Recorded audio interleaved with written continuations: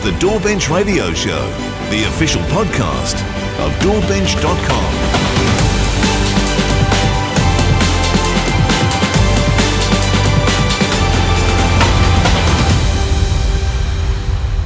Welcome to the DAWbench Radio Show. I'm your host, Curigliano of AAVIM Technology in Melbourne, Australia, and I'm joined again today by Leon Herbers of Z Machines in Hamburg, in Germany. How you going, Leon? I'm fine. Hi, Vin. Yeah, I'm okay. Well, we're at the tail end of summer this time. So, amazingly, since the last time we had a chat, we blinked and it's been literally 6 months. So we were in the heart of winter and you guys were in the heart of summer last time we spoke, and now it's in reverse. But right now in Melbourne, it's not exactly warm, but that's a whole other show. Now, yeah, and here it's not exactly cold, so yeah, climate change kicking in, I guess. There you go. And there's a whole show in itself, and we'll leave that one alone for now. Okay, so today's show is going to be a little bit different in the sense that instead of a long-form interview with a special guest, my idea was to have some technical-based shows in between the long-form interview shows, and these are called TechBytes. And TechBytes has got a little bit of history in the sense that it was actually a semi-regular column that I had in one of the street magazines here in the early 2000s. So that was where the TechBytes name comes from. And I had a little bit of fun with that column because I wrote it under an alias, and so I was kind of like one of those hecklers, like the guys on the Muppets, the old guys up in the balcony heckling. So I used to be like a tech. That definitely suits you, yeah. Yes, I used to be the tech heckler, and it actually goes back even further. That when I was working for the Pro Audio place in the late '90s, that TechBytes was a little column in the newsletter that we used to actually print up and send out, because that was pre-internet. And the first TechBytes article I still remember was called Bits, Bytes, BIOS and Beyond. So that kind of dates it exactly, and around 1999, because, and as you knew, because I'm pretty sure you were at Steinbeck in 1999, that was when there was an in-house. Yeah, I started in 99 there. There you go. So that's when they had an in-house BIOS program, and I'd kind of heard down the grapevine that that was happening. So I was getting all excited about BIOS possibly being an operating system that would be something that would be beneficial for real-time DAW use, and then it all kind of fell apart in 2000. But again, that's a whole new show. So that's the whole history of TechBytes. And so what I want to cover today is just an overview of the new DAWbench testing suite for 2020, and then we can kind of cover a decade. So it is not only a new year, but it's also a new decade. So I want to kind of cover a decade in technology, because the last 10 years has been a bit of a blur, and then we can kind of cover some other stuff, new Mac Pro, end of Windows 7. I've got some other little bits and pieces we can cover, but firstly, the DAWbench benchmark suite, and I do have to address the elephant in the room, is that for the first time in 15 years, I've been forced to remove Cubendo out of the testing suite, and that was due to some changes in the real-time engine that Steinberg implemented. Now, we'd been discussing this for the last couple of shows, where some of these issues were starting to appear. We hadn't quite connected the dots, and we were discussing some variances in the hybrid playback engines, and how I was seeing some changes in efficiency in the real-time engine, which is AJ Guard off, as we went from 6 to 7 to 8 to 9, and I had some great reservations about what happened in 10, Cubase 10, and we hadn't quite figured out what was going on at that point. There was some really odd test results, and we hadn't kind of quite connected the dots of what was happening, and we didn't really do that until about a month after we recorded that last show with Justin, is when we spoke about it at length. And so what we discovered was, when I say we, there was a few of us that actually stumbled on this, but I came forward and reported it to the general public, was that in Cubase 10, once you turned off ASIO guard and forced the engine to the real time, there was some core limiting happening, and quite substantial core limiting. It was very obvious that as soon as you turned off ASIO guard, and I'll use an 8-core CPU as an example, and this is all in the reports if people want to get a more detailed thing. I'll just give an overview now. So 8-core CPU, we were seeing, and 8-core 16 threads or 16 logical cores, we were seeing the threading all of a sudden being assigned to 7. So, and then on a 10-core, we were seeing them assigned to 9. 16, we could see them assigned to 15. So we quickly, ascertained that it was number of physical cores minus 1. So that was the total thread limiting as soon as the real-time engine was in play, or ASIO guard off. So that has a direct impact more than just having ASIO guard off, because there's not a lot of instances where people are turning ASIO guard off. Some of my clients that are using VEP would prefer to have ASIO guard off and essentially run on the real-time engine, so they knew exactly where the bodies were bearing in regards to their real-time resource overhead. The other impact that wasn't so obvious was that as soon as you track-armed a track, whether you wanted to play the virtual instrument live, so whether you're monitoring or track arming, that would force the core limiting as well.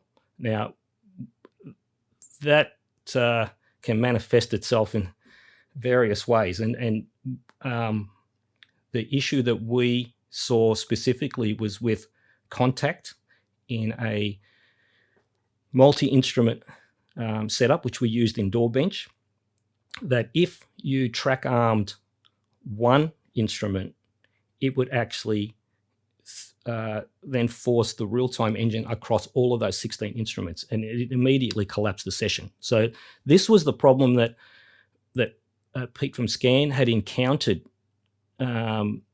with those odd results with the ASIO guard on and off, and he hadn't quite connected the dots, simply because we didn't see any of the core limiting, because contact was actually multi-processing and multi-threading, which then overrode what was happening within Cubase. And then, so contact might have been threading to 16 threads. Cubase was trying to arbitrate across 7. So there was all this thread collision stuff happening. And so, the session just basically was collapsing. So that is one very direct instance of where simply track arming could cause a problem because of the core limiting within Cubase. Now, that was completely missed by the beta.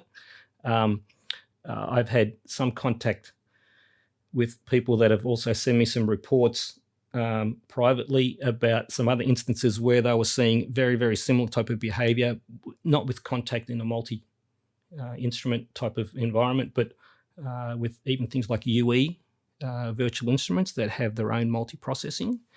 And as soon as you start laying some chords, and the polyphony starts exceeding the number of threads, we were getting massive spiking and session collapse stuff, even playing the stuff live. So these are the type of areas that I think were missed. They didn't see what the larger picture would be by actually doing that core limiting. So I put the reports out, and as expected, a lot of people, they read them. Some of them just browsed them. A lot of them misconstrued a lot of the information. I did specifically say that, in my opinion, that the real-time engine with anything essentially above 6 cores was broken in a sense compared to the last incarnation. But that just got picked up and saying, oh, the engine's broken above 6 cores. Well, I wasn't saying that. I was basically saying the real-time engine does have some variables once you start going above that 612. and it starts core limiting. Now, I do want to make a point that, to me, it seems really odd, and I made a note in the report as well, is that, so you've got an 8-core CPU, 16 threads, you turn AJ guard off, it limits it to 7.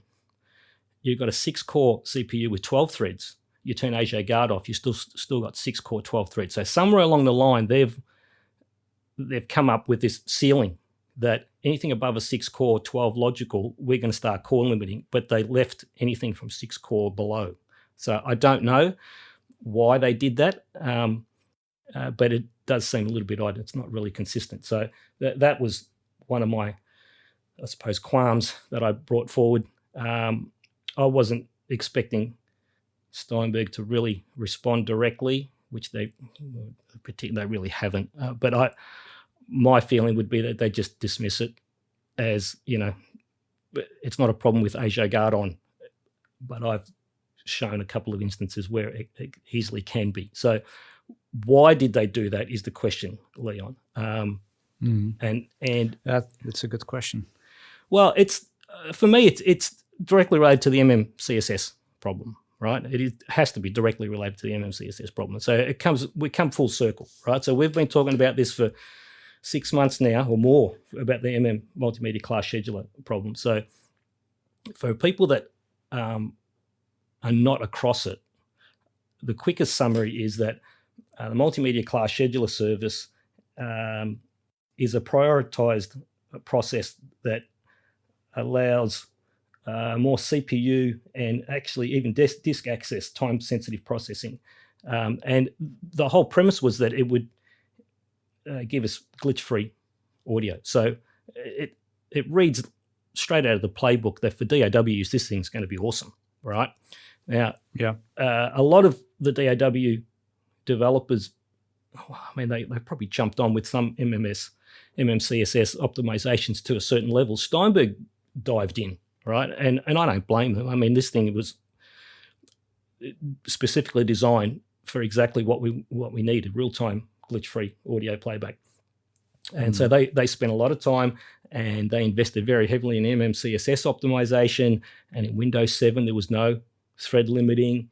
So I don't even know if there was a limit in Windows 7, but let's just say 128, because that seems to be the number that the Steinberg test application ran. And it was also the number that Microsoft gave us that we were allowed to go to.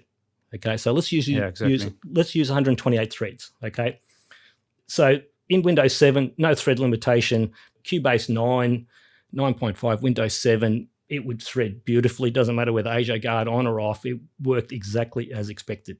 As soon as we went to Windows 10, then you and I both hit these brick walls with systems with the higher core machines, just collapsing under certain load levels, depending on the plugin of the virtual instrument. We were a little bit in the dark until Steinberg came forward and said, hey, this is a problem with the multimedia class scheduling. And they actually reported the fact that Steinberg had changed the level of priority for these resources and moved it down to the kernel level and then limited to 32 threads. Right. So actually, we didn't have problems with the benchmarks on Windows 10. It was scaled perfectly, and we were really surprised when Steinberg mentioned the issue with anything above 14 threads, basically anything above the 6-core with hyperthreading on, and that's probably the reason why they made that limitation there, because Windows 10 has 14 MMCSS threads, right? And we were quite surprised to see these differences mentioned, because we haven't seen those in our benchmarks, nor did we have any feedback from customers that they have collapsing sessions, which was what triggered this issue in the first place. They actually had one guy who reported this and found out that it happened with certain plugins, with certain graphics, and that the combination of these results would cause a collapse in performance and crazy CPU spiking happening. And it's a very rare situation. That's what Steinberg also mentioned in their documentation. and basically it's a fix for probably a relatively small group of people, but it affects quite a lot of people right now. Yep. So Yep. Well, I mean, you hadn't. I do remember when all of this started blowing up, and you hadn't come across it. Where I had a couple of clients, the sessions were collapsing on. I think they were like 12 core machines, and one of them in particular was saying to me, "Hey, mate, I've got to go back to the old 6 core machine. This 12 core is absolutely fallen on its ass." Right. And what do you think's going on? I said, I have no idea, mate. Because I did the bench tests before I sent the machine out. And as you noted, DAWbench was not triggering these. So Contact doesn't trigger it, or any of the plugins we were using weren't triggering it. But Contact in the instances that how we were using it was not triggering it. But this client was using a very simple session. He had some Contact stuff going, but there was some other plugins, and there was another virtual instrument. I don't know exactly which one it was, but one of those was triggering it. Right. So, and I think Pete was mentioning it as well. So we were all a little bit blindsided. We're going, what the hell is this? Because I was navigating it for at least a couple of weeks prior to Steinberg making this announcement. Now, their first announcement said 32 threads. Windows was reserving 4, leaving 28. So we thought to ourselves, 28 threads, 14 core. So what's going to be impacted? 16 and above, right? Essentially. But that's not the case. And this is something that Steinberg investigated further and then just said, oh, no, hang on. What is really happening is that every time an NAMM CSS process is called, it spins up 2 threads. So the 28 all of a sudden becomes 14. Right? And the 14 is logical, which means 7 cores and above. So that was their first patch. We're going to limit this thing to 14 cores or threads.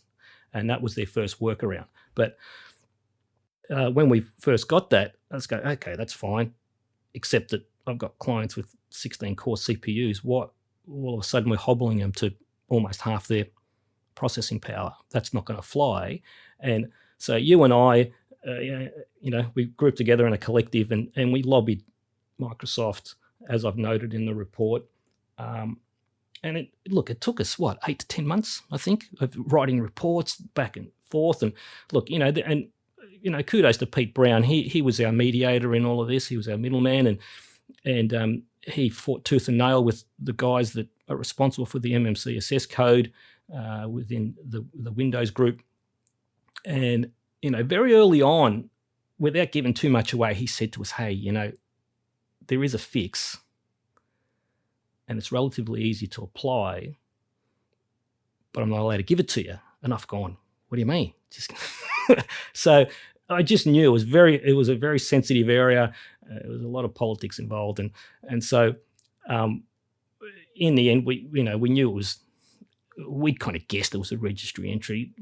And then eventually they gave Pete the okay to give us this. Remember, there was one line of code. There was no instruction how to implement it, and it was actually incorrect. We were actually putting this line of code into the wrong directory because the way that they'd written it, it was very unclear and it wasn't working. So we're sitting there going, oh, this thing's not working. And then we kind of fiddled around a little bit, and we finally discovered that, hang on, if we one directory out, got the registry entry in, it fixed it. As you know, we fixed it. And I don't care about going public about this now because it's old news, So we had the registry entry, right? Sworn to secrecy. We had the fix for our clients. And Pete was obliged to give it to Steinberg. Fair enough. They're the guys that are the most impacted. They didn't really roll it out in an intelligent way. I thought they would have just made a little executable, Leon, Just don't tell anyone it's a register. Don't tell anyone what it is. Just go, hey, here's the fix. Thank you very much. Bang, you can use your 16-core CPU again.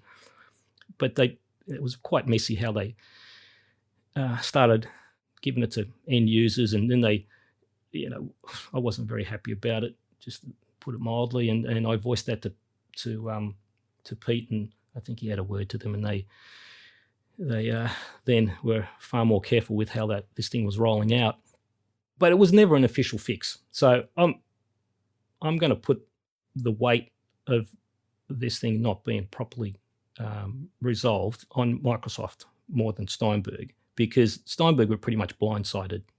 I could see from their point, they're going, well, hang on, we've got this whole new audio engine we've built with these multimedia class scheduler servicing optimizations, and now we've got to throw the baby out with the bathwater. That's not going to happen. So this is their workaround, simply because they probably didn't feel comfortable implementing this unofficial fix.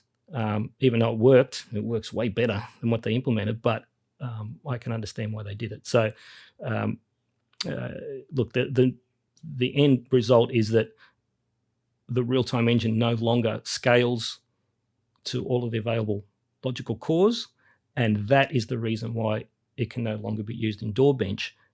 That's not to say that the program isn't usable for large majority of people and all the rest of it, but specifically for the way that the DAWbench test is an incremental load at the working buffer. And this is how we actually measure the scaling of whether it's a CPUs or audio interface performance and all the rest of it. Needs to be running on the real-time engine. So it had to be removed. So, I made a post about it, and I wasn't expecting the reaction that I got. Well, I suppose I should know that, when you post something that can be construed as a little bit controversial on social media, it could blow up. So, I posted a thing saying, DAWbench Suite 2020, bye-bye Cubendo. And, I explained why, because I was hoping that 10.5 would actually address it, and it didn't. It remained exactly the same as 10, and so I pulled the pin on it and moved everything to Reaper, because the real-time engine is still working as expected, and it did kind of blow up a bit. I wasn't expecting that kind of reaction. Yeah, it's quite typical that people don't really read and think about what they read. Unfortunately, I mean, not everybody, but there's always a small amount of people who don't read very well and pick it up wrong and go into a discussion which is completely off track. So, yeah.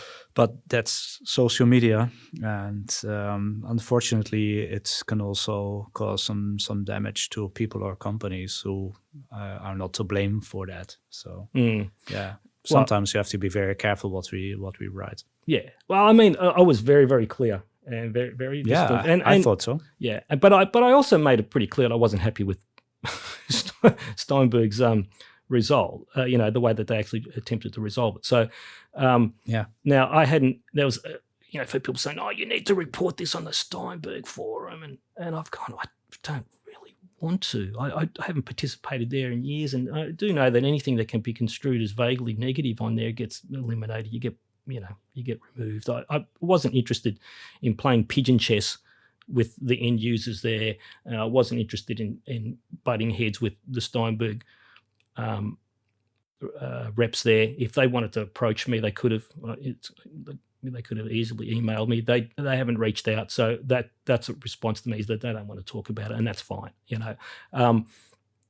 I did see one of their reps respond to a direct question about the threading change in 10, and it was directly related to the DAWbench being, the Cubase being dropped out of DAWbench.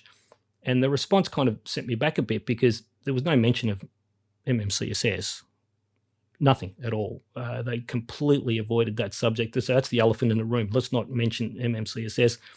And the response was very carefully worded, but they were saying that, AAVIM was simply implemented to be able to scale across logical cores, because previously the engine was not optimized for logical cores.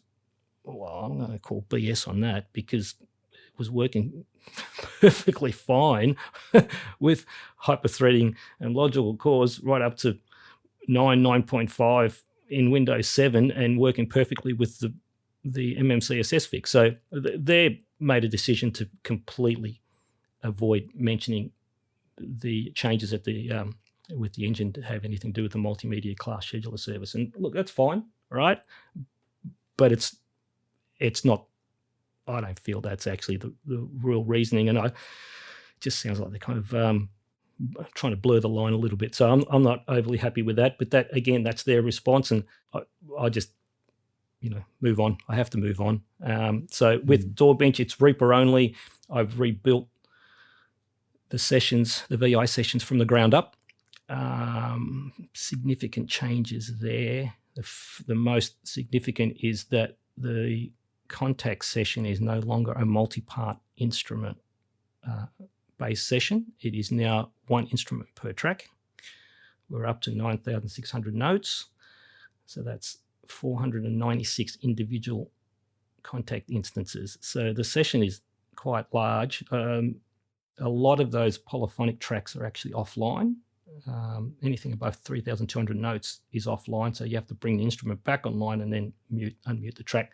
So it is a good session that we can now scale right into some of these larger core CPUs that are starting to hit. So that's the most significant change. And the DSP test, I've just kind of ramped up both the 1566 and the RXC plugin. So there's more resources in those. So that's just basically to cover what we're happening with the CPU. So I think that covers DAWbench 2020 suite. Why Cubase has been removed, and I think we can move on from that. If anyone wants to get some more detail, there's some far more detailed reports on Facebook and on the Gearsluts thread as well. There's lots of screenshots, so that's covered. But I do implore people to actually read the whole report and not take little sound bites and then start flooding other forums with sound bites of the thing's broken above 6 cores, right? Because right, so because that's what's been happening, And actually, one of the most hilarious ones, I won't even name the forum because I never participate there, but I was reading a thread and someone was saying that they're bleating about how a Cubase engine is broken and all the rest, and they just said, some guy called Tough Cat discovered it. Tough Cat. I've seen that, yeah. What the hell's a Tough Cat discovered it? And apparently he knows what he's talking about. I'm like, okay, well, thank you very much. Okay, that's enough. Let's go on. Yes. I got a little bit of a run sheet here. Decade in music tech, Leon. Yeah. Mate, we're in a new decade. Exciting. So 2010 to 2020. I mean, 2010 is when I did, so I can put a timestamp on it for myself. 2010 is when I did my Windows versus OS X comparative performance stuff. I can't believe it's 10 years, but that's gone past very, very quickly. And I don't know. Do you feel that there's been? Do you feel there's been a lot of change in that last decade, apart from the CPU technologies and the becoming more powerful? Do you think there's been any fundamental changes over the last decade in regards to the music technology side of things? I think the biggest thing is the multi-threading part. That's basically what's the most exciting and interesting in the music tech, at least on the workstation part. Well, the other things are, kind of more of the same, I would say. You've mentioned cloud delivery. That's a big thing in the plugin world, of course. Mm-hmm. So I'm really curious where that is going. I know a few companies are thinking about it as well. So I think those two are like the biggest changes we have seen in the last decade, though. Everything else is more of the same, just evolving, but not particularly interesting. I do think what's interesting is that we see Intel and AMD trying the best they can and squeezing everything out of those processors. We see a lot of stuff, trying to mess with the clocking and running them so hot on the high-end chips that they cannot keep the maximum performance all the time. They actually clock it down after a while again, and I don't like seeing that. So I hope they get their act together a little bit there, and that they stop doing that and just have a very stable clock as we know it in the last couple of years. Yeah, So, yeah. It's almost like the megahertz war take two. Let's just going back quickly, because the cloud delivery activation is something that's in my notes that we're kind of reading off. I just want to go back to that because it is an important point. I think you're right. There hasn't been really significant major changes to the music technology aspect in regards to what we can actually achieve, but we can just achieve it. We can achieve more and more easily because of the CPU power. But the cloud delivery and the way that one is the way that the software is being sold. So the whole box software delivery is DVD media or even hard drive media. The way that you'd buy a library in the past would be you'd have some form of media as a backup for your installations, and that's all disappearing. And activations used to be able to activate offline, or whether it was iLock or whatever else. Now iLock, and obviously physical keys are still around because you've got iLock and the e-licenses, which are very effective and still great solutions. But a lot of people don't like having physical keys, especially on mobile type of recording solutions. So the whole cloud delivery thing has been something that's evolved. Now I can see, the reasoning of why these companies are moving to it and the benefits, as long as you have, and this is the caveats, as long as the end user has a decent broadband connection, and secondly, if the developers are offering a server that can actually handle the bandwidth. So, and the reason I make these points is that there's been a couple of companies that were very early into the fray with these cloud delivery solutions and activations and all the rest of it, and nearly everyone is doing it now. And I will bring up one, and that was the Native Instrument when they went to native access. That here in Australia was diabolical in some instances, and I'm even noticing, even like this January, last month for me, because we're in February now, January, it was inoperable for me as well. So what seems to happen is that, and this is the early days of native access, was that you'd log in, it'd list all your titles. It was awesome. You'd set it up so that the samples would land in your correct directory, your plugins would go to your correct directories, everything else. But the initial version of that was not very clear with that. And I had clients ringing me where they'd accidentally dumped 200 gigabyte onto their C drive and completely filled it, and the machine stopped dead. And so there was all of these kind of initial teething problems.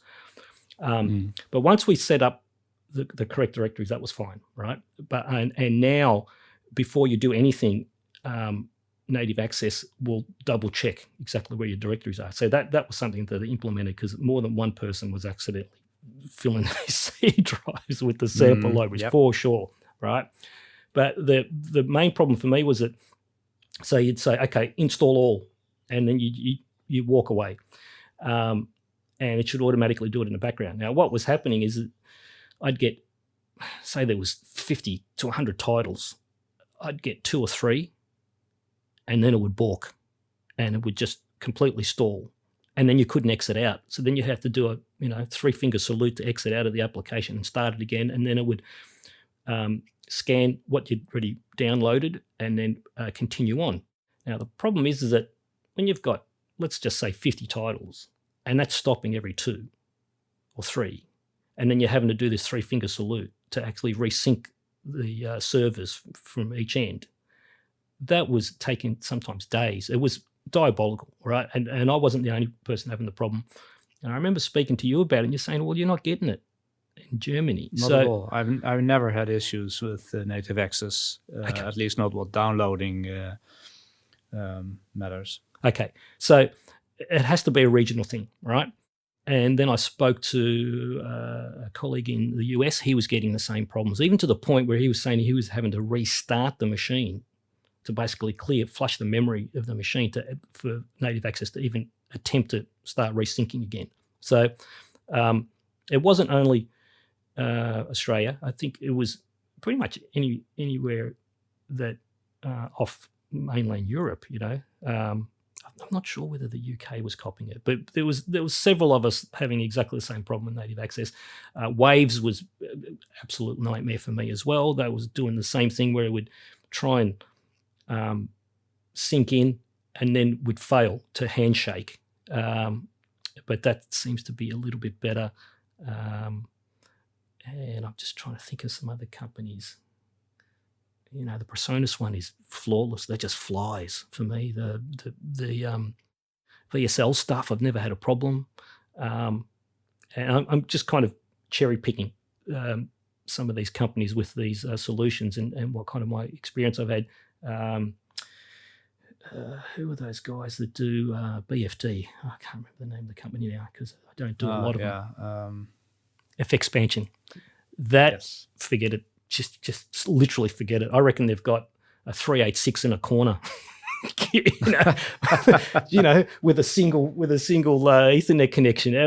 They are diabolical. That was really, really bad.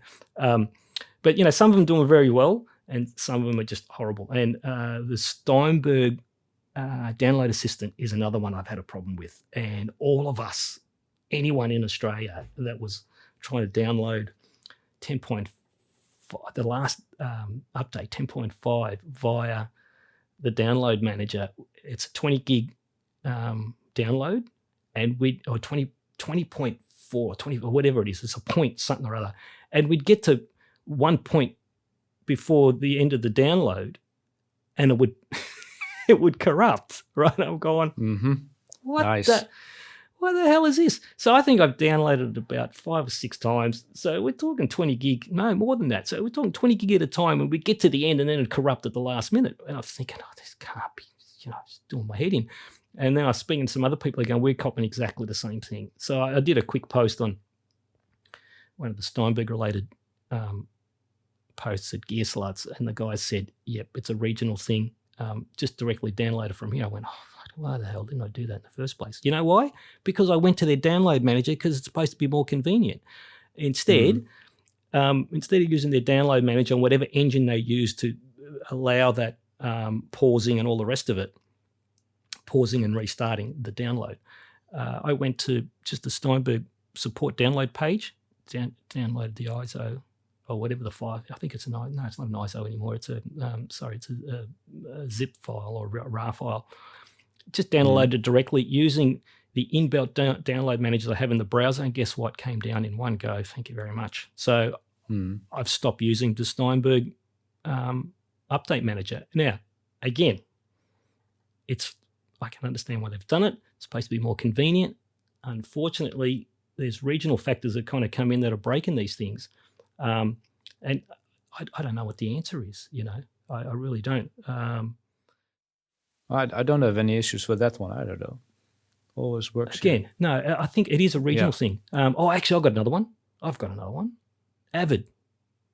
I haven't been able to download some of the AAVIM content or application downloads from my account without, not all of them, some of them corrupting. And I don't know what the handshake is, and I've done it on 3 or 4 different machines. I've done it on Linux. I've done it on Windows 7. I've done it on Windows 10. They're all corrupting. So then I contacted my AAVIM support guys here, and I said, "Can you guys please download these files, put them up at a Google Drive or wherever else, somewhere where I can actually download it?" And I know what's coming up now. Yeah, but no, they did it for me, right? They did it for me. Yeah. And I don't think I've told you what the punchline for this. So anyway, they downloaded them. They checked them at their end. They sent them across. I downloaded them. They were fine. They downloaded them on a Mac. I went, right. So, I could put my tinfoil hat on. but it's just bizarre. Why don't you download with a Mac, Vin? Why don't you? Well, I need to buy one first, mate. Oh, I can Hackintosh it. Hang on, I think that's a subject matter further on. Shh, that's the forbidden word, isn't it? No, not really. So I think we should move on to the release of the new Mac Pro, because we have been discussing it in multiple shows. I think we discussed it in our first show because we were going, it's going to be quite expensive. We weren't quite prepared to how expensive it was going to be. We were kind of guessing at where this thing was going to come in. So since those conversations, yes, the Mac Pro has finally hit, and it's come in at $6,000 US for an 8-core with a 256 gigabyte SSD, no other storage, some base video card, and where you and I are looking at it going, what? What's this? 6K? The Mac faithful have been. This is the first time I've really seen the community that splintered. I kind of mentioned it in some other shows, but I mean, it's completely splintered the Mac community. So there's a whole group of them going, yeah, bugger this, we're going to build our Hackintosh, and there's a growing number of those. Where some of the other guys, and akin to me, is give the starving man a cracker, right? These people, and good on them, right? Are holding tight with, we stuck with our Mac Pro from 2009, 2010. This is what we needed. This is what we've been waiting for.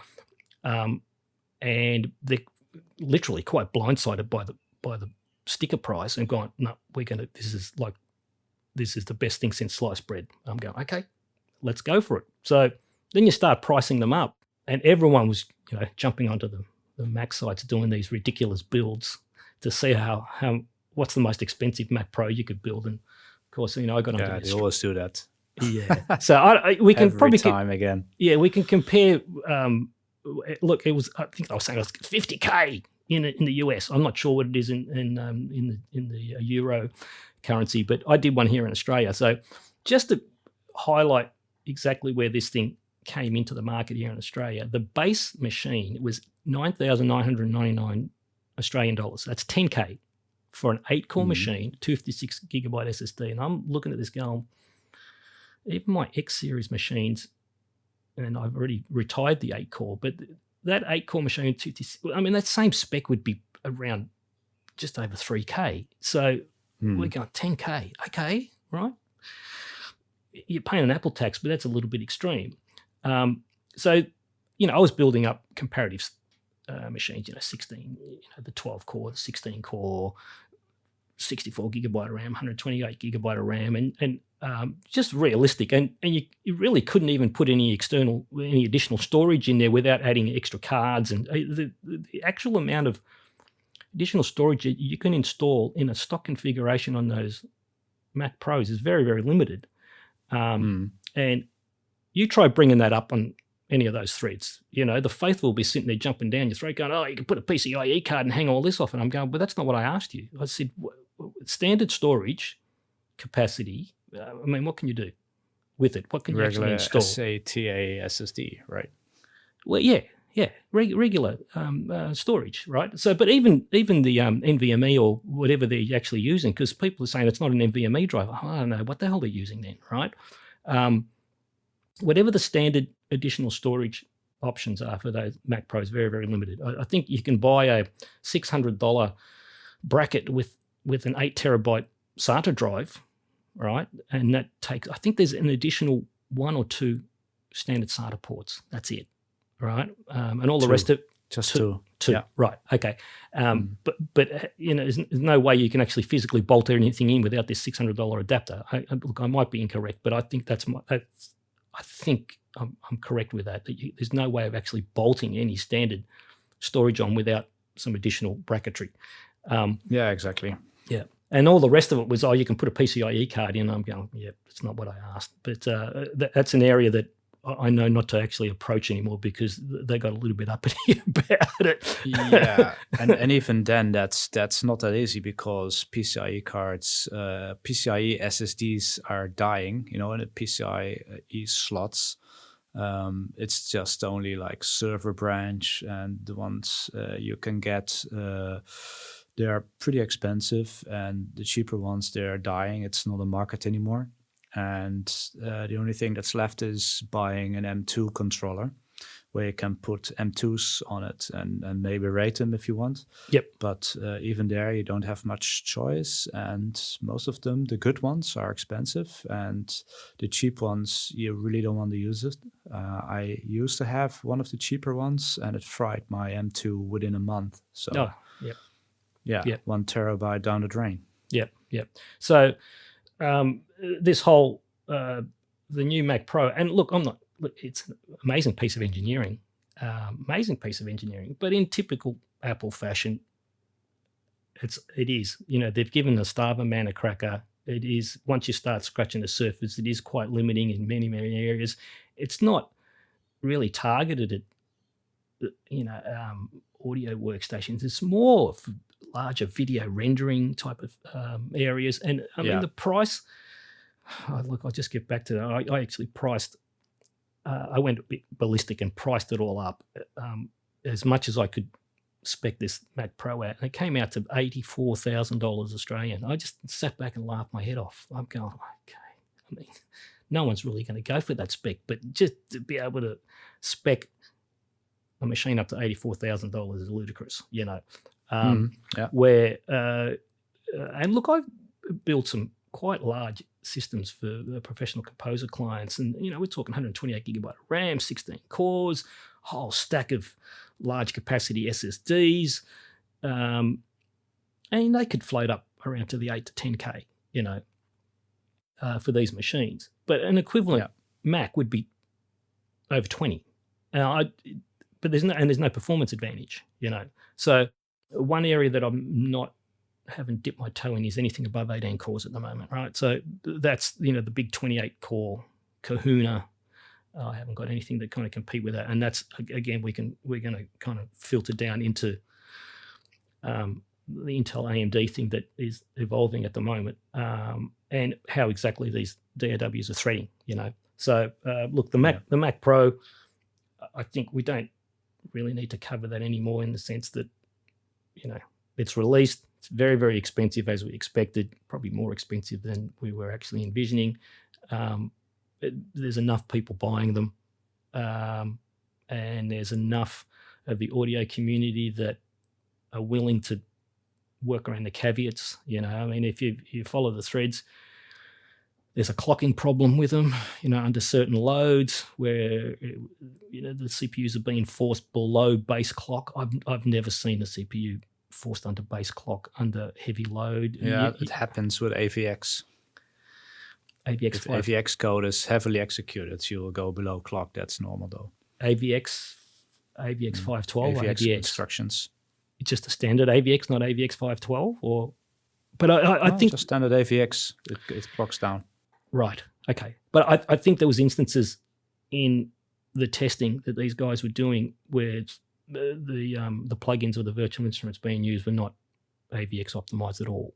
Right. So I've never physically seen them clock below base clock with our power modes that we can actually set within Windows. And that's another thing that a conversation that I saw evolving on some of those Mac Pro threads was that they're all getting excited that Apple were implementing some power mode where it would lock the clock, pretty much like our performance or ultimate performance modes that we can use in Windows 10. So I don't think there is anything in OS X that actually implements that. So the CPU is kind of scaling up and down like a yo-yo, where we could actually have far more control with the clocking, especially all-core turbo type of stuff. This is on i7, i9. I think you were mentioning that the Xeons were a little bit more finicky with that. So is that the case on Windows as well, or is this more an OS X specific thing with the clock ramping up and down? No, it's the same behavior.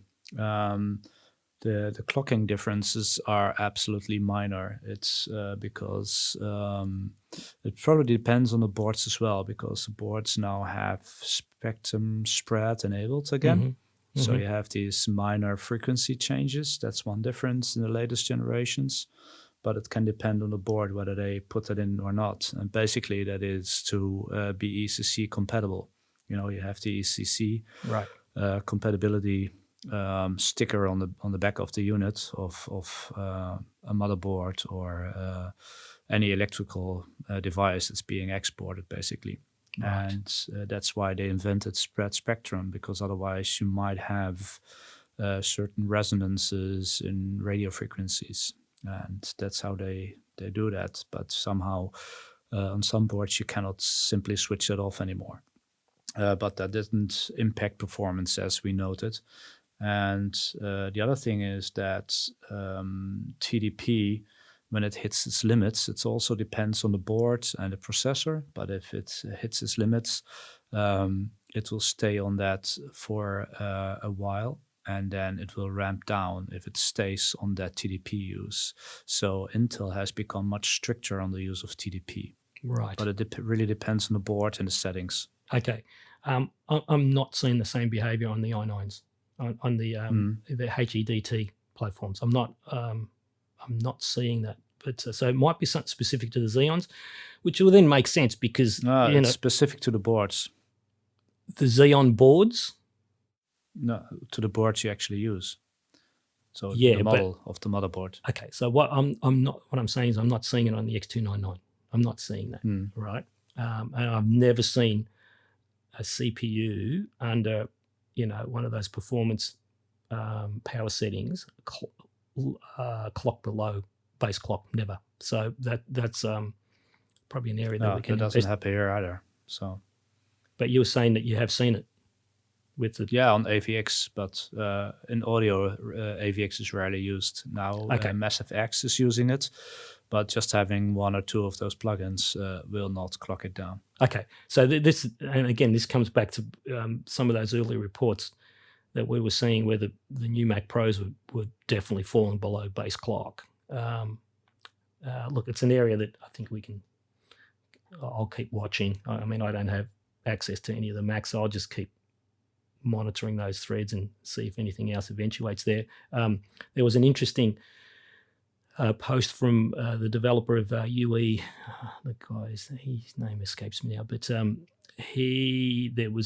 because Diva was one of the plugins that was being extensively used with the testing there and throwing up some really odd type of threading anomalies. And he's popped on and said, yep, found it. Some weird problem with the scheduler and the compiler that was being used, and it was throwing some curveball in with the scheduling, and he resolved it, and the performance for that particular plugin went through the roof on OS X, and the improvements have also been filtering down to Windows. So I hadn't done a lot with Diva prior to that, so I do have an earlier version, a later version, so I can do some direct comparative stuff with there as well. The thing is that compiler problem that he uncovered is impacting a whole stack of virtual instruments and plugins on OS X. So that's a real interesting thing that I've been monitoring. But that thread, it's very, very difficult. There's a lot of the signal to noise isn't exactly high, if you know what I mean. There's so much stuff that derails the threads there that I've kind of just sit there and quickly browse now, and I know who to avoid reading, so to speak. I just try and extract as much information without a lot of the hysterics. And it is getting very difficult, but that's social media / forums. That's just a whole environment that we've been navigating all these years. Yeah. Okay, so the other thing that has happened recently, Windows 7. End of Windows. Your favorite topic. End of Windows 7. Yeah, you would have seen You would have seen my post on my private Facebook timeline where I had a picture of Chicken Little looking up at the sky. The sky's fallen, the sky's fallen. And I posted that up on the day that it was announced, and I said, I'm going to brace myself because I'm going to be getting some phone calls today. And sure enough, I got a few phone calls, a couple of emails, people panicking. The majority of my clients who are still on Windows 7, and there's a large number of them, professional clients on Windows 7, the machines are locked down. They're essentially embedded. The internet usage is very, very limited. Activations and cloud delivery stuff, as what we were chatting about prior. They just got their head down, ass up. They're just working. 12, 14 hours a day. The machines are still rock solid until we reach a point where the primary DAW or some specific plugins will no longer operate on Windows 7. Until that ceiling gets hit, those clients are quite happy. I've moved a couple of them off Windows 7 already, and we've moved them to Windows 10, fresh installs. And simply because some of the mission-critical applications that they were using, whether it was plugin or apps, have ceased to be supported on Windows 10, or some of them wouldn't even install. So 7 on Windows 7. Sorry, yeah. Windows 7. Sorry, they wouldn't even install. So, and they're quite happy. I've deployed some, my usual highly optimized Windows 10 installs on some of those earlier machines, and they're working fine. And again, locked down, essentially embedded. They'll just stick their head down and keep working for years. But that whole end of support in brackets did rattle a few of my clients, obviously, and one of them attempted an in-place update from Windows 7 to Windows 10 with all of his applications running, plugins, and it was not a good end result. Just to put it mildly, completely hosed the system. He's calling me in a panic. I've gone, I can't really do anything. We can't reverse it. It wasn't being, he couldn't even reverse it. He couldn't even actually log back into his account. I don't know. I mean, the cacophony of issues that had occurred was, it had my head spinning. So I just said, mate, it's just hosed. We're going to have to re-image the machine. So, yeah, I try to educate my customers on this when they actually buy the machine, and basically telling them, don't touch it. And if you ever want to touch it, you call me first and we discuss it. So we actually, I think we had a few clients who did update themselves. And one of them, I cannot mention them. They're actually quite famous worldwide, I think.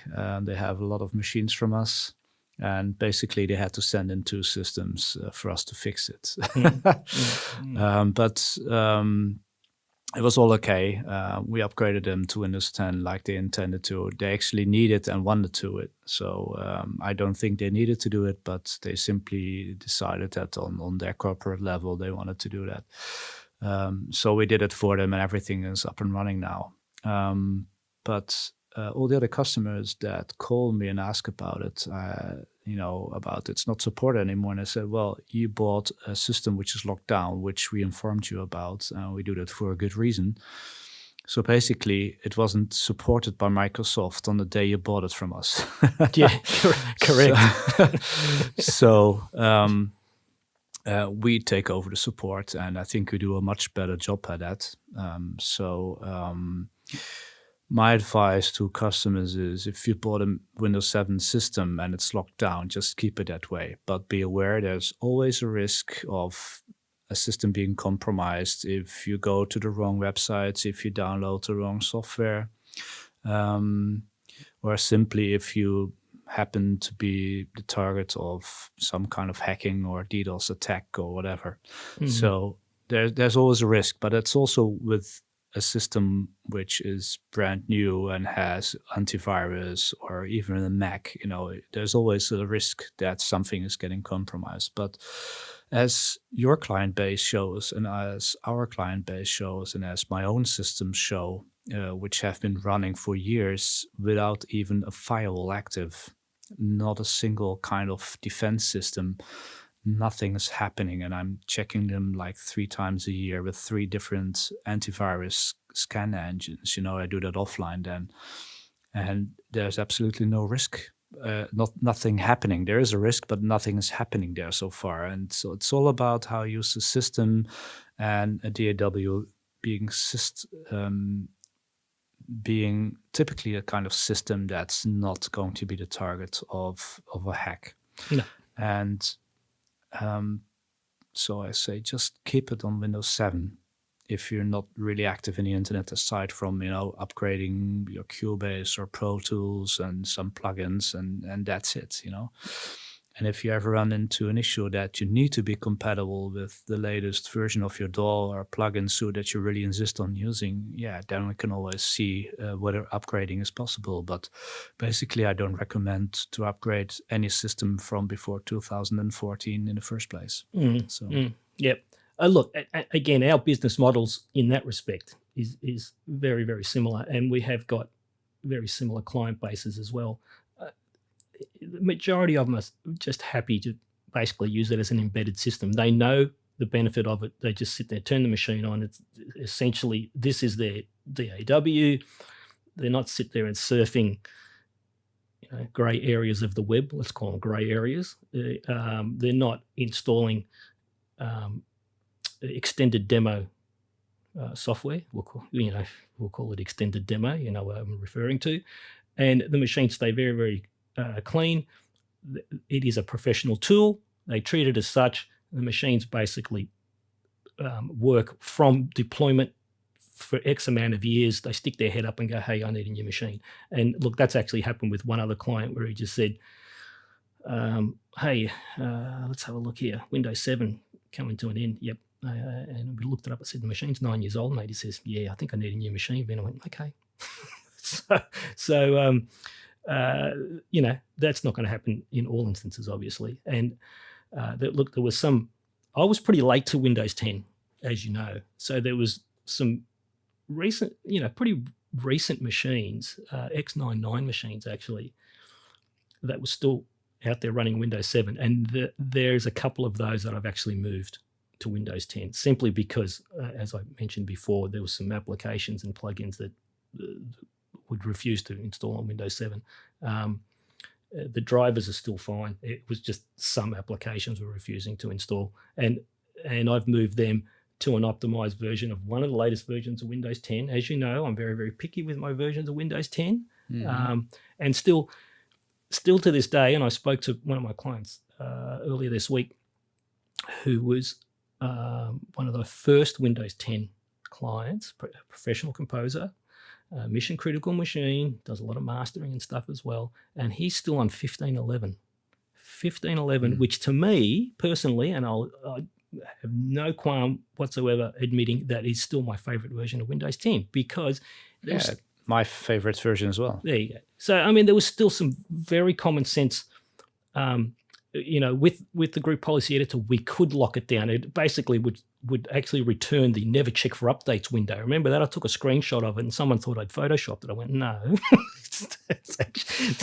That's the group policy editor returning the old Windows 7/Windows 8 never check for updates option, which then they broke. And then there's an ongoing conversation there, which we won't get into now. But then they broke it, then they reinstated it. And then after they reinstated, and now they've actually added a couple of extra curves again, which I'm not going to go into, but they're always finding ways to try and thwart anyone having a reasonable attempt at trying to manage the updates. But 15.11 to me was just solid, very, very solid, and he's still using that. He hasn't touched an update button, and he's just rocking on it. He just loved it, and I've gone, yep. I said, look, if I could actually keep deploying 15.11 for the 10-year run, I would.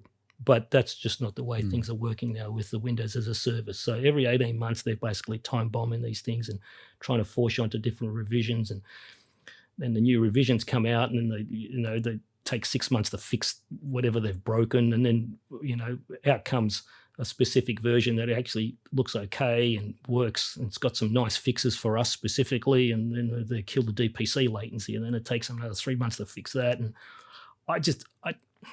to me, I call it whack-a-mole. And I'm on top of it. I'm across it. But I'm exhausted. You know, the latest thing with the new Windows search, where they made the big thing about how they've separated Cortana from search. Did they? Well, they kind of did, all right? Because before, when it was actually implemented together, there was one group policy editor setting where we could switch off Cortana, and it was very neat and it was fine.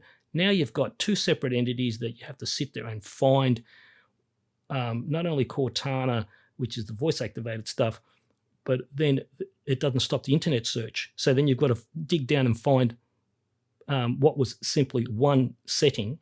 Now is across about 2 or 3. And in 15.11, it was real easy. You used to right-click the search thing and say, do you want to search the internet or whatever it was? I can't remember. There was one button. You press this button and I went, thank you very much. But they removed that, of course, because everyone was switching off the internet search, you know, for their local searching, because it was sending some nice little metadata back to, you know, home base. And look, to me, it's still a constant battle. And I'm still seeing new threads pop up where people have gone, I'm rolling back to Windows 7, which is just astounding to me, Leon. It's a 10.5-year-old operating system, and people are still feeling that they're better off on it, which is kind of quite embarrassing, I think, for all involved. And I don't know. I really don't know what the solution is, you know. I mean, what's your feeling with Windows 10 moving forward? Are we still going to just be constantly playing whack-a-mole?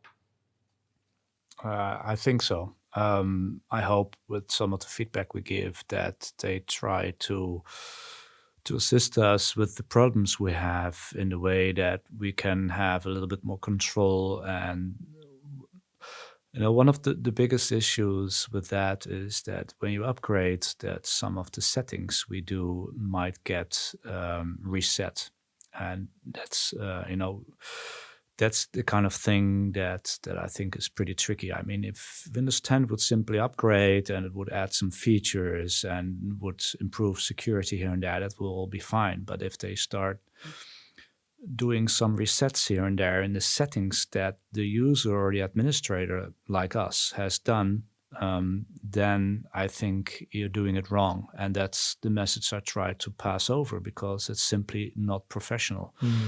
And Windows 10 for us is doing a great job, and we have very little problems. I mean, all the problems that we see, we iron them out here in the factory. When we do our testing and validation of platforms, including the dedicated Windows 10 version that we choose at that moment, we do all the ironing out right there and right then, and then we lock it down. We are able to lock it down our way. We have our methods for that.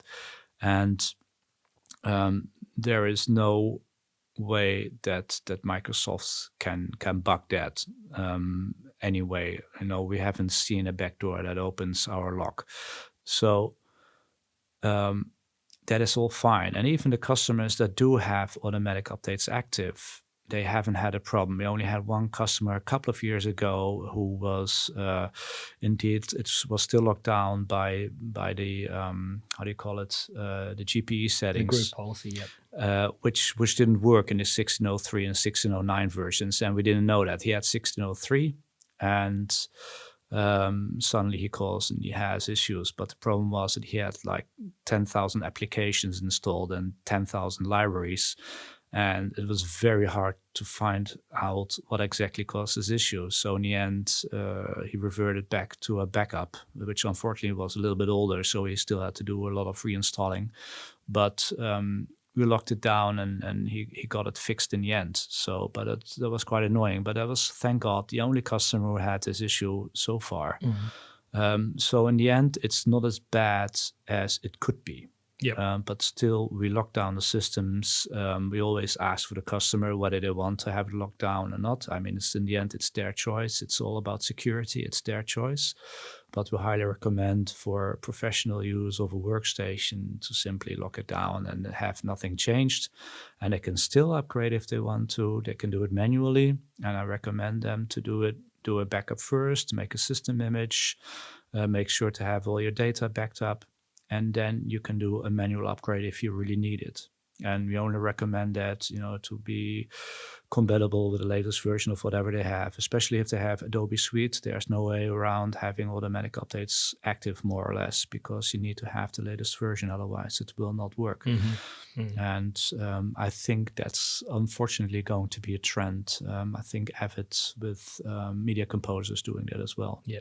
No, actually they don't. They're actually the opposite. That's the hard part. If a customer has Adobe Suite and Media Composer on the same system, that's kind of between a rock and a hard place. All right, so Avid is saying lock it down, and Adobe are pushing the automatic updates. I've done a few. Yeah, I've done a few Windows 10 upgrades for clients that are using the Adobe product specifically for the reason that you've mentioned, but not auto updates, because that just completely, breaks a stack of stuff. I kind of do.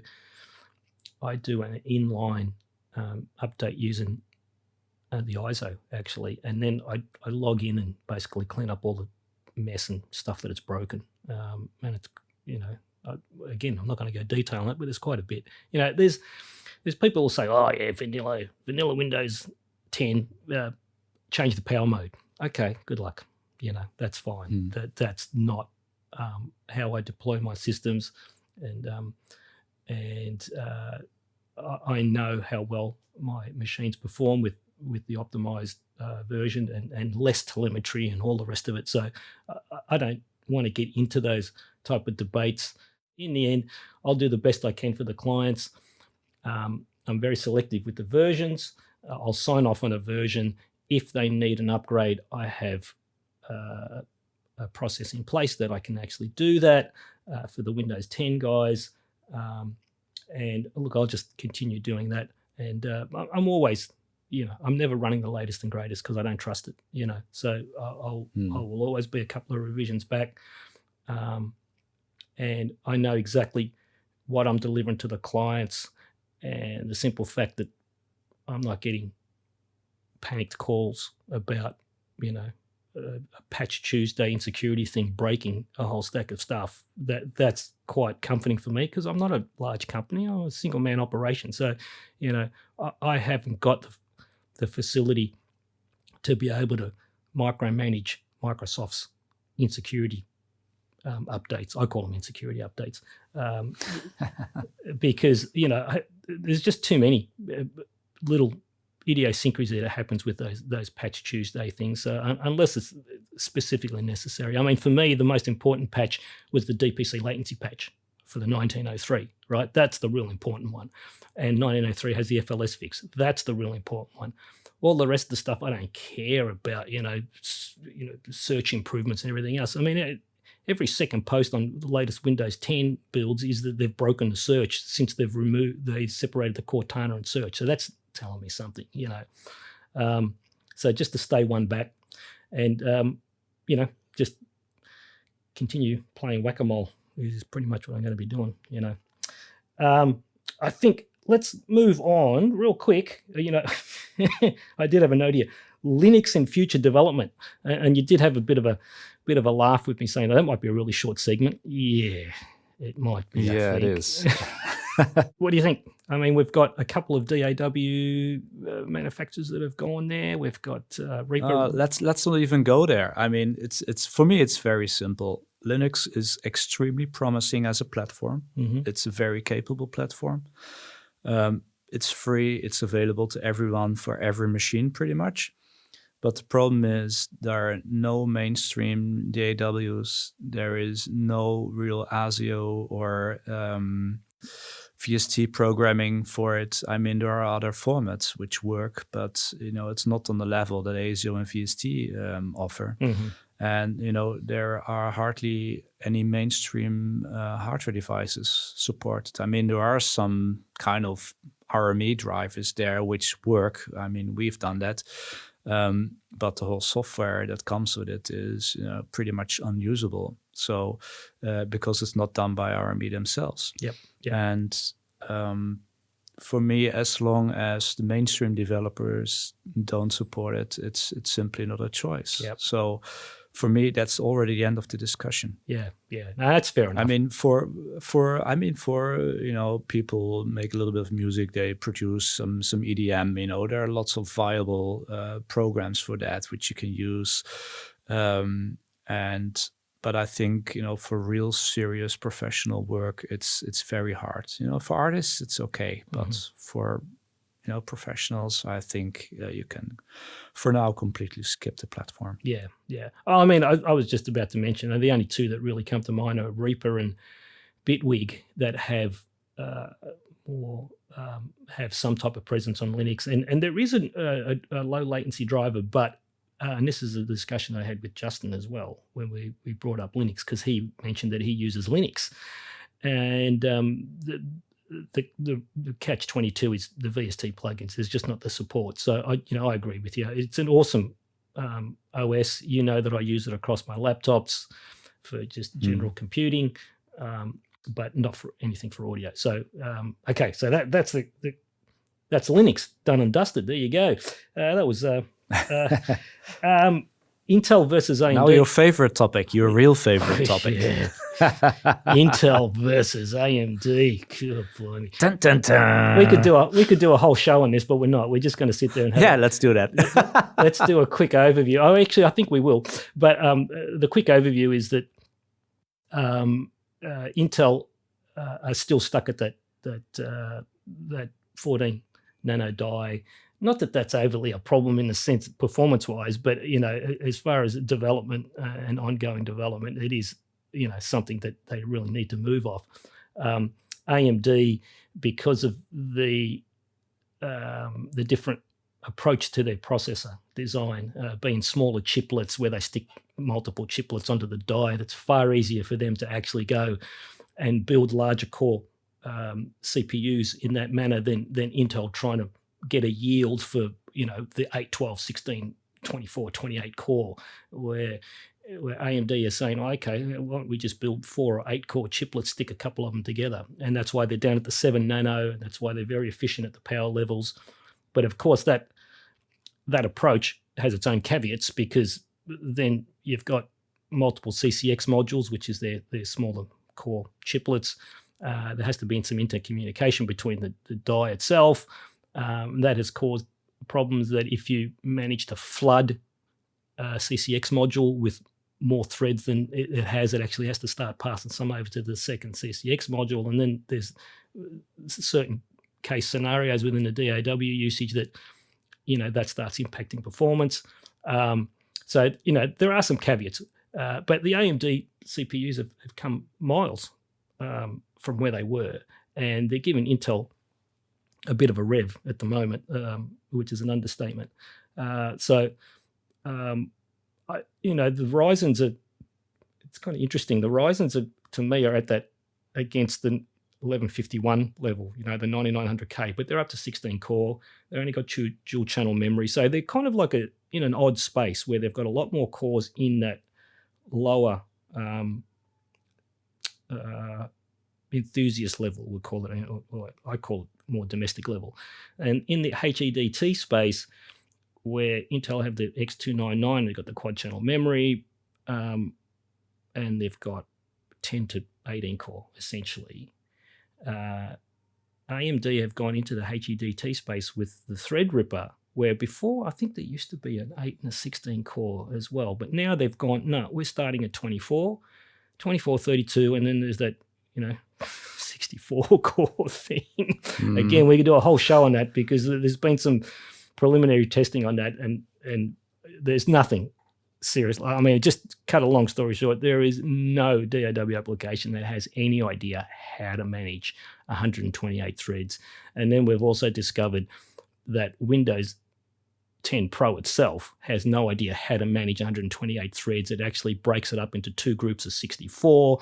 And then if the application can't access both of those groups, it can only thread to the first 64 and ignores the second. So there's massive parallelization problems with trying to thread to those type of limits. I'm still got my arms crossed that the DAWs are threading nicely above 32 threads. So, the 24 and 32 core Ryzens is something that for the first time in 20 years that I'm seriously looking at doing some development on, only to see specifically whether we can get the threading across the more popular DAWs. I'm so glad I'm recording this. Yeah, that's I would never think I would hear you no, say that. but I'm saying that. But I'm not saying I'm going there, but I'm saying I'm seriously thinking of actually looking at, and it's a level above what I'm offering at the moment, right? But that we're talking 24, 32, I'm forgetting the 64. I mean, no one's going to buy a $6,500 CPU that you can't use, right? No, it doesn't make sense. The 24 core and 32 is something that I'm realistically looking at. I'm looking at doing some development work on it. And there's a couple of people there probably fainted in the back, but that doesn't mean that I'm going to be, jumping onto the Ryzen train, because I've still have quite a few reservations about that platform there. So it is going to be a tier above. Now, I'm doing some development work. That doesn't mean I'm going there, right? Because if I can't sign off on the applications being able to thread to those 48 or 64 threads, there's absolutely no point. I'm not even going to bother, because there's quite a bit of development work that goes into it. As you know, there's quite a bit of expense. So I'm looking at it, all right? Only simply because we've got to start moving forward. And Intel are not going to stay at 18 cores for long. They've got to respond, So Yep. it is an interesting and exciting time. Intel have got their back against the wall. And that's when they're at their best. They're at their best when they're having their ass handed to them. And at the moment, they're having their ass handed to them, But I think that they will respond. When and how quickly, I don't know. But they do need to respond. Yeah. And, yeah. So one last thing that was on the list, and it's only very, very quickly because I know you have to go. The latest NAMM, there was a couple of announcements there that I'm even going to go into because it's just going to end up in pigeon chess. Some of the overhyped, ridiculous announcements there carrying on about, we're going to revolutionize the world and, the DAW world, and it's going to be a game changer. Where under my breath I'm saying, hello, Avid 2003 called and wants their DAW back. So I'm not even going to mention what that is, but I think you know what I'm talking about. But I mean, Yes. The to and fro and the pigeon chess that has eventuated over that is hysterical to watch, and I'm still watching it. It's bloody very, very funny. But they can have I'm that. just watching it remotely. That's whole, not the discussion, but simply the topic itself. I'm not going to. I mean, it's not even interesting for us. Technically. No. It's just one of those typical. And the American companies tend to do it. Oops, I've just named it as an American company. But it seems to be these American companies that they come up with these sham wow level overhyped bloody product releases, and then nothing kind of eventuates. So I don't know whether this is going to eventuate, but unless we roll back to 2003 type of mentality, good luck is all I can say. But I try and avoid the hype. But one interesting announcement that I thought was really cool, being a keyboard player, is MIDI 2.0. And I've gone, wow, they've been talking about this for, I don't know, 20 years. They're going to be updating the spec to MIDI. Now, MIDI 1, and I did a little bit of research here, MIDI 1, it goes back to 1983. And MIDI 2 has just been announced in this January. So that's 37 years, Leon, that a computer protocol language has managed to survive and still be useful. It's insane, and there's a huge amount of spec to MIDI 2 that I'm not going to cover because my brain was, my eyes were glazing over, my brain was melting trying to cover it all. But there was two very distinct points that I jotted down. One being that it's actually bi-directional, so you don't need two cables to go in and out, which is kind of be really cool, And that kind of makes a lot of sense because how many audio interfaces, control keyboards now, it's, the USB protocol's down a single USB cable. So, the bi-directional thing was, something as a given, which is very, very good. The other one is the high res. Now, so instead of 128 steps, now we were kind of trying to do some calculations before we came on. So that 128 steps, I thought it was 8-bit. You corrected me. Go on, correct me. 7-bit. 7-bit, right? So 7 bits. 7 bits, not 8-bit, right? So we're going to be 7 bits. It is now going to be... I'm in Germany. It's 7 bits. 7 bits. So it's now going to be 32 bits. So what's that in as a resolution? Let's just say a lot higher, right? So that's, over 1,000. Yeah, that's going to be awesome. So you can imagine, what kind of accuracy you're going to be getting with faders and MIDI controls and all the rest of that stuff. That's going to be awesome with that. So that's something to watch. Apparently, the demo at NAMM had some of the big names like Roland and Yamaha and some of the other keyboard manufacturers on board as well. So I don't know how long before we start seeing product, but that's going to be the interesting one out of NAMM. All the rest of it, I just pigeon chess is what I called it. All right, I think that's about it because, like I said, you need to run. And, yes, actually, I have. And I think for a so-called supposedly short show, this is, I think we can kind of call it right now. What do you think? Yeah, I think we can. I mean, it's basically addressing, like the latest stuff of the last 10 years. Yeah. Look, I think the next TechBytes episode, because we'll do these little intermediate ones in between the long form stuff. I think we can just come on and we'll probably even do like a really short 30-minute thing, just when some really exciting stuff happens. This one, because life got in the way and we just kept stretching out from 2, 3, 4, 5, 6 months, the subject matter is actually accumulated. So that's why it's gone a little bit longer. But I think we can call it now. And so that's it. And again, thank you very, very much, Leon, for your time and energy. Very much appreciated. And you're welcome. And I think we can sign off. And thanks for all that have actually listened through. And we'll see you on the next one. Yes, thank you very much for listening. And, we'll talk later, so to say. Okay, on to the next. Okay. Yes. Bye-bye.